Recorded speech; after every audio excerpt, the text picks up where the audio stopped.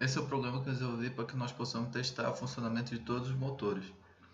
Primeiramente aqui nós precisamos usar esse comando jogo da velha define para que nós possamos definir as nossas variáveis constantes no programa. Cada pino que nós conectamos agora, cada conector, cada fiozinho daquele tem um pino que ele tem uma numeração correspondente. Então nós precisamos colocar a numeração certa aqui, que você encontra na documentação da ramps, da placa, e cada motor, cada chave fim de curso ele tem que ter a numeração certa dos pinos que foram conectados na placa. Então, primeiro nós vamos definir aqui um pino, que é o pino que nós vamos enviar o sinal para controlar o motor, para fazer isso movimentar. Depois, aqui em X, nós vamos colocar o pino que vai ser responsável por mudar a direção do motor. Depois, o pino de ativação, esse aqui, 38, pino de ativação do motor.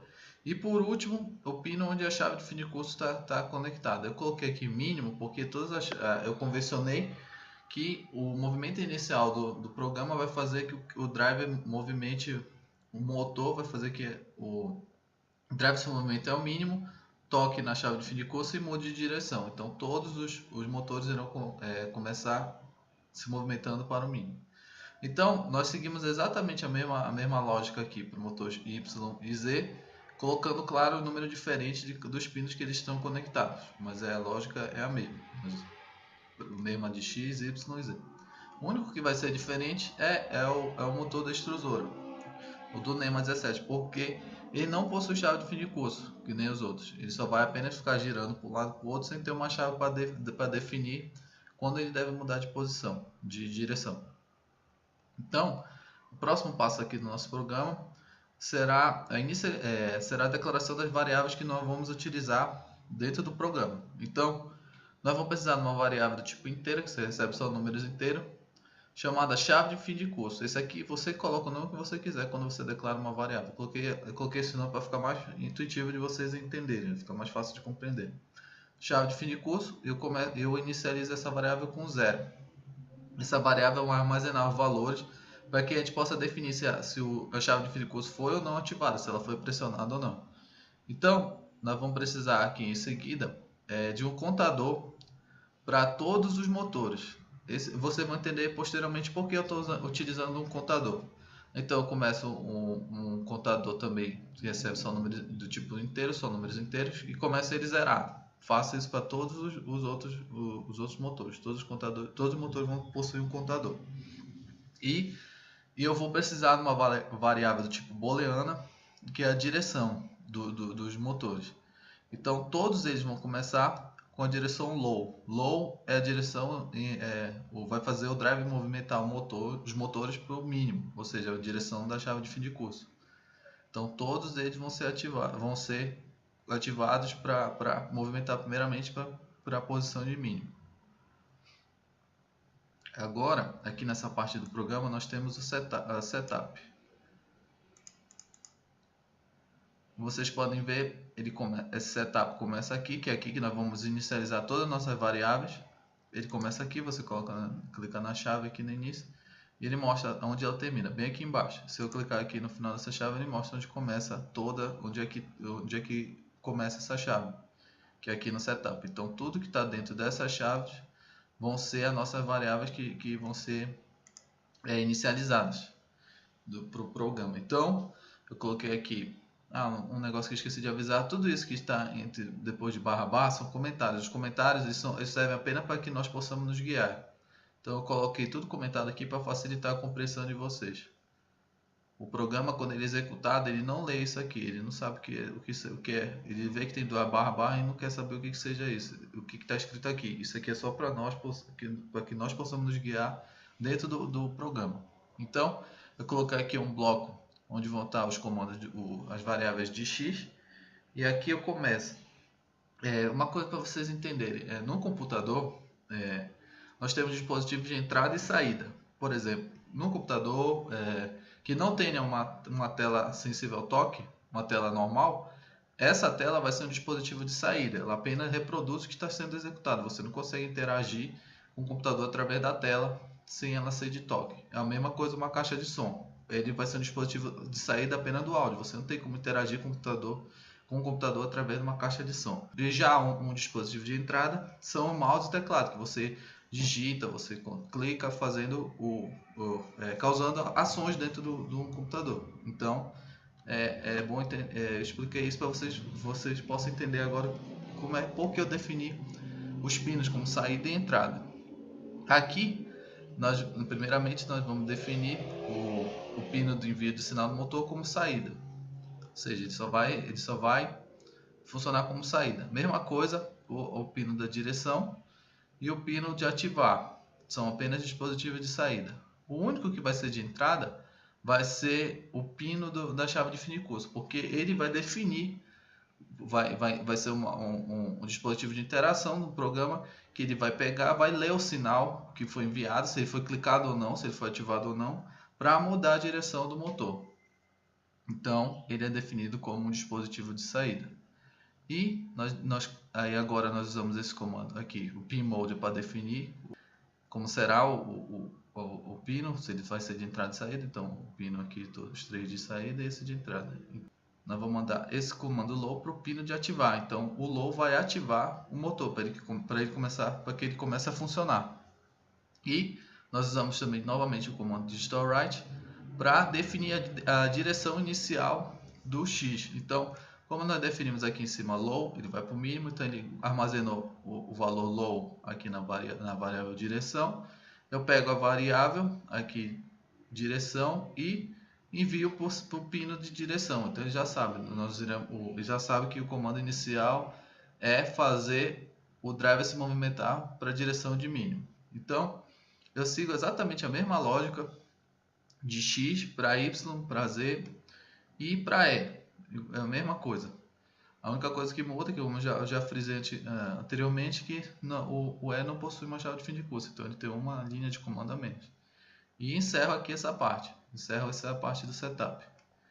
E vou para a parte principal, que é o loop. É aqui que vai ficar essas instruções que estão aqui dentro, que vão ficar sendo executadas para fazer a movimentação, o funcionamento dos motores. Então você coloca aqui e vai ver todas as instruções são executadas e o loop acaba aqui embaixo, ó, a última chave do programa. Mesma coisa, se eu clicar aqui, ele me avisa, olha, essa chave começa lá em cima, lá no loop. Então eu volto aqui para o início do loop e também separei em blocos para ficar mais fácil de você enxergar. Aqui, motor X. Então nós começamos da seguinte maneira: nós vamos precisar enviar o sinal que faz o motor se movimentar. Então o que a gente faz? A gente manda o comando digital write de alto, um sinal alto para o motor de passe. Esse sinal fica alto por um período de 200 microsegundos. Depois esse sinal vai ser enviado é enviado um sinal baixo aqui. Então ele envia um alto, fica no alto por 200 microsegundos, depois o sinal baixo por 200 microsegundos e fica repetindo esse ciclo. Então nós vamos ter uma onda assim. O sinal ele começa embaixo, envia o sinal alto, sobe, ele permanece alto por 200 microsegundos e depois ele envia para baixo e fica embaixo por 200 microsegundos e ele fica nesse ciclo.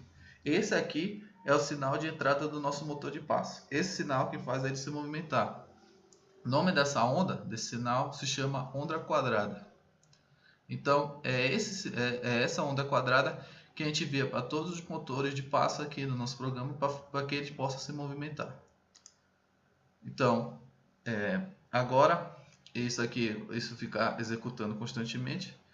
Ele vai enviar essa onda quadrada, vai fazer o motor se movimentar. Então ele passa aqui para a próxima linha de comando.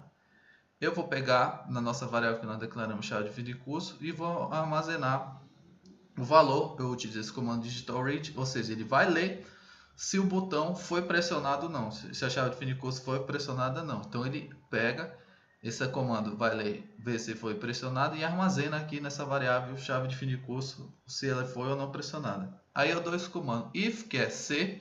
Então ele só vai entrar nessa chave aqui para executar esses comandos se ele atendeu aqui a exigência que eu coloquei, se ele atendeu a condição que eu coloquei. Então eu coloquei, se a chave de fim de curso for alta, ou seja, se ela foi pressionada, o que ele vai fazer?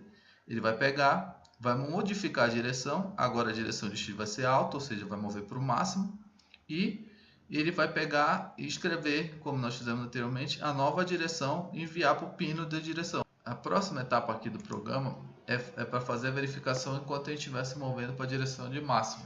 Então, ele vai verificar se a direção for high, ou seja, ele está se movendo para o máximo, eu vou começar a contar, vou ativar aqui meu contador. O contador ele vai contar de 1 em 1, ou seja, o nosso contador começou como 0, então ele vai pegar 0 mais 1, 1 e vai armazenar no contador. Então na próxima iteração, o novo valor do contador vai ser 1. Então 1 mais 1, 2, e armazena aqui e assim por diante, ele vai contando de 1 em 1. Eu utilizo esse contador por quê? Porque eu calculei e eu sei que o tempo necessário para que o drive se desloque de uma ponta a outra é esse valor de 3.700. Então, como lá do outro lado não vai ter uma chave que ele vai tocar para dizer, olha, aqui chegou o fim, eu preciso retornar. Não, então eu preciso definir um tempo. Eu sei que o tempo máximo para se deslocar de uma ponta a outra é esse de 3.700. Então, quando ele alcançar esse valor de 3.700 na direção de máximo, ele vai pegar e vai mudar a direção. Então, funciona da seguinte maneira esse loop. Ele vai verificar, está indo para o máximo, ok. Tá, então ele entra aqui nesse loop, que começa aqui, entra aqui nessa condição, começa aqui e termina aqui nessa chave. E ele começa a contar de 1 em 1. Então ele conta 1, aí ele vai verificar, o contador é igual a 3.700, enquanto ele não for, ele vai continuar movimentando para o máximo. Então, se ele chegar aqui, não chegou a 3.700, ele pula essa instrução e continua a executar o programa. Então, digamos que ele chegou a 3.700, então ele está no máximo dele. Chegou, o que ele vai fazer? Ele vai mudar a direção. Eu dou o sinal low, nova direção de X, pego e mando o controlador, envio o comando para o pino de direção para ele mudar a direção. Olha, a nova direção agora é low, então ele vai para a direção de mínimo, que é a direção da chave de fim de curso. E eu zero o contador para que na próxima vez, quando ele tocar na chave de fim de curso, ele seja iniciado novamente. É assim que funciona. Então, essa é a lógica de movimentação do motor X. O motor Y e Z segue exatamente a mesma lógica, nada muda. É exatamente a mesma coisa. E aqui eu também coloquei para ficar fácil você identificar, aqui motor Y, as instruções. Exatamente a mesma lógica do motor X. Aqui no motor Z também segue exatamente a mesma lógica. E aqui, por último, é o motor os comandos do motor da extrusora. A única diferença é que, como eu já falei anteriormente, é que ele não tem uma chave para determinar quando ele tem que mudar a direção de movimentação. Então, o que eu fiz? Eu vou utilizar sempre um contador para ele. Ele já começa, manda o sinal, a onda quadrada para fazer a movimentação do motor e ele já começa a contar. Então, ele vai contar o mesmo valor que eu designei para os outros, 3.700 para um lado. Quando o contador atingir esse valor, ele vai mudar de direção. Então, se o contador chegar a 3.700, ele muda a direção, manda o comando para o pino e troca a direção de movimentação. Então, ele vai girar até o contador atingir 3.700 por um lado, sentido anti-horário. Depois que ele atingir esse valor, ele troca e gira também. Vai girar ao mesmo tempo de 3.700 para o outro lado, que é para o lado de mínimo. Como aqui o contador já vai estar em 3.700, então 3.700 mais 3.700, 7.400, que vai ser o mesmo tempo que ele vai girar para o outro lado, no sentido anti-horário. E o último passo agora é a gente clicar no botão de carregar para enviar o programa para a placa. Bem, primeiramente coloquem todos os drives aqui na posição, aqui na metade do curso, porque dessa maneira nós vamos conseguir identificar se nós ligamos a bobina da maneira correta. O programa que eu fiz, ele faz com que todos os drives vão até o botão, toquem e voltem. Se por acaso o drive estiver vindo na direção oposta, ou sendo vindo para frente aqui, então nós conectamos a bobina de maneira errada. Então vamos testar primeiro. Coloquem todos na metade do percurso e vamos envie o programa para a placa. Pronto, enviei. E agora por último eu vou energizar o circuito. Ligar a fonte aqui na tomada. Bom, como vocês podem ver, aqui X e Y, eles se deslocaram para frente. Então, isso indica que nós ligamos a bobina na ordem errada. Aí, para corrigir isso é fácil. Desligam a fonte. Vocês pegam aqui o conector do motor. Nós conectamos aqui, assim, vocês lembram, com a parte preta toda virada para frente. Vocês só invertem, conecta com a parte metálica. Agora, aqui, virada para frente. Então, eu conecto X e conecto, faço exatamente a mesma coisa para Y. Foram os que apresentaram defeito na orientação de como ele deveria se locomover. Então, eu pego, agora que eu já corrigi, eu posiciono eles todos para a posição de máximo aqui, que é desse lado oposto onde está a chave de fim de curso. Carrego novamente o programa. Pronto, carreguei. Agora eu vou energizar novamente o circuito, ligar aqui na tomada. E pronto. Como vocês podem ver agora sim, está tudo ok. Como é mais difícil identificar se o NEMA está com a ordem certa da bobina, nós vamos carregar um outro programinha que também vai estar aqui na descrição do vídeo, que é para a gente testar se realmente o NEMA está girando para o lado que ele deveria ou se ele está girando para o lado errado. Esse aqui é o programa que nós vamos utilizar para verificar se o NEMA está girando para o sentido correto. Então, aqui, como vocês podem ver, ele é um programa bem curto. Eu peguei basicamente a parte do código referente ao NEMA, daquele código maior, onde nós testamos todos os motores, e fiz umas pequenas modificações. A modificação é a seguinte, é que o motor ele não vai mudar, o NEMA não vai mudar de direção depois de um certo tempo, ele vai ficar numa direção constante, que aqui no caso é o sentido mínimo, ou seja, no sentido anti-horário. Então, como vocês podem ver, eu já expliquei no outro código, ele utiliza a mesma estrutura. Então, vocês vão pegar e carregar esse programa para a placa do Arduino. Agora eu vou energizar o circuito para ver se ele está girando por sentido que ele deveria girar. Sentido anti-horário. Não, como vocês podem ver, está girando no sentido horário. Então eu desligo. E eu faço exatamente o que eu fiz para os motores X e Y. Só inverto a ordem que está conectada aqui as bobinas. Eu pego, viro o cabo e conecto. E agora energizo novamente o circuito para ver se está tudo certo. Pronto, agora sim. Agora ele está girando para o mínimo dele, que é um sentido anti-horário.